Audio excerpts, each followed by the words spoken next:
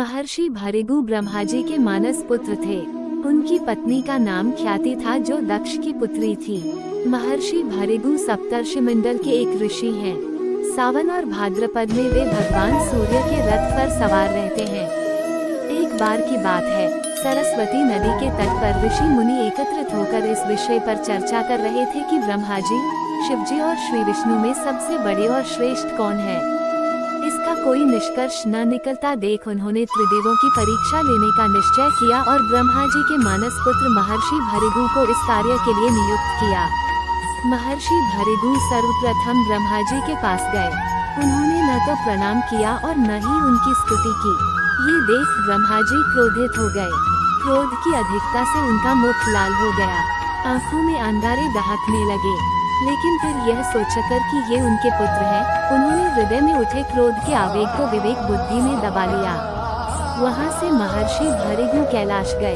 देवाधिदेव भगवान महादेव ने देखा कि भृगु आ रहे हैं तो वे प्रसन्न होकर अपने आसन से उठे और उनका आलिंगन करने के लिए भुजाएं फैला दी। किंतु उनकी परीक्षा लेने के लिए भृगु मुनि उनका आलिंगन अस्वीकार करते हुए बोले, महादेव, आप सदा वेदों और धर्म की मर्यादा का उल्लंघन करते हैं। दुष्टों और पापियों को आप जो वरदान देते हैं, उनसे सृष्टि पर भयंकर संकट आ जाता है। इसलिए मैं आपका आलिंगन कदापि नहीं करूंगा।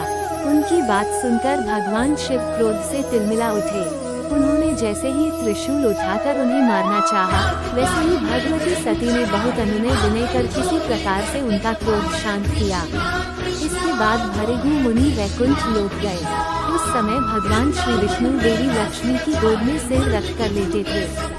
भृगु ने जाते ही उनके वक्ष पर एक तेज लात मारी।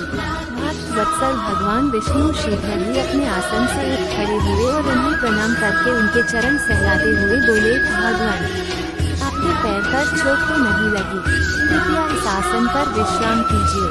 भगवान, मुझे आपके शुभ आगमन का ज्ञान न था, इसलिए मैं आपका स्वागत नहीं कर सका। आपके चरणों का स्पर्श तीर्थों को पवित्र करने वाला है। आपके चरणों के स्पर्श से आज मैं धन्य हो गया। भगवान विष्णु का ये प्रेम व्यवहार देखकर महर्षि भृगु की आंखों से आंसू बहने लगे। उसके बाद वे ऋषि मुनियों के पास लौट आए और ब्रह्मा जी, शिव जी और श्री विष्णु के यहाँ के सभी अनुभव विस्तार से कह बताया। उनके अनुभव सुनकर सभी ऋषि मुनि बड़े हैरान हुए और उनके सभी संदेह दूर हो गए। तभी से वे भगवान विष्णु को सर्वश्रेष्ठ मानकर उनकी पूजा अर्चना करने लगे। वास्तव में उन ऋषि मुनियों ने अपने लिए नहीं, बल्कि मनुष्यों के संदेहों को मिटाने के लिए ही ऐसी लीला रची थी।